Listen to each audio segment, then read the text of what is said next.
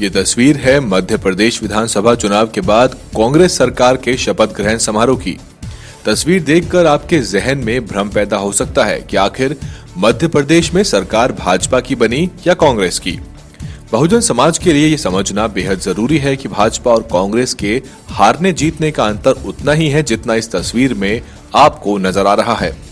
बड़े बारीक और गहरे षड्यंत्र के जरिए दोनों राजनीतिक दलों की कवायद यही रहती है कि किसी भी हाल में गैर भाजपा गैर कांग्रेस दल ना पनप पाएं।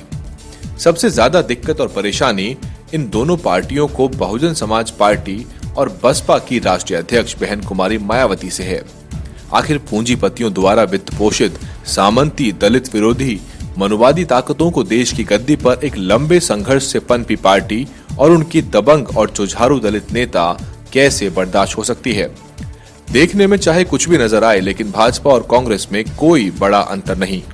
इन दोनों दलों की राजनीतिक कवायद यही होती है कि कैसे भाजपा से कांग्रेस और कांग्रेस से भाजपा की तरफ आसान सत्ता हस्तांतरण हो सके।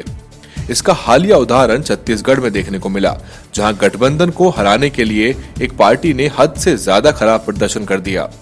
असल में एक पार्टी दूसरे के लिए जगह बनाती है और दूसरी पार्टी पहले के लिए। इस कवायद में मीडिया पूरी तरह इनका साथ देती है। जब बसपा का उत्तर प्रदेश में पूर्ण बहुमत का कार्यकाल समाप्त हुआ था और पूरी संभावना थी कि बसपा अपने 5 साल के जबरदस्त काम के आधार पर दोबारा सत्ता में लौटने वाली है, तब याद करिए राहुल गांधी ने कैसे केवल बसपा के खिलाफ मुहिम छेड़ दी थी। याद करिए वो दृश्य जब राहुल गांधी भट्टा पारसौल में मोटरसाइकिल पर घूम रहे थे। फिर सीएमओ सचान का मामला आया, एनआरएचएम का मामला सामने आया, जिसे मीडिया ने बेवजह तूल देकर बात का बतंगड़ बनाया।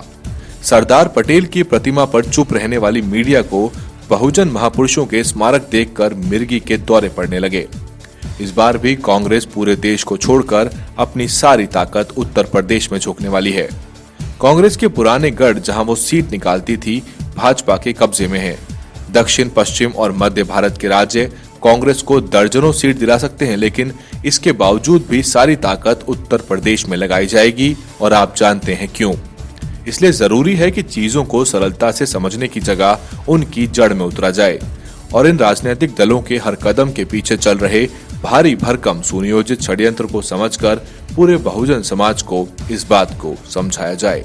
ब्यूरो रिपोर्ट, दलित न्यूज नेटवर्क। बहुजन मीडिया को मजबूत करने के लिए दलित न्यूज नेटवर्क को नीचे लाल रंग के सब्सक्राइब बटन को दबाकर दबाएं घंटी का बटन।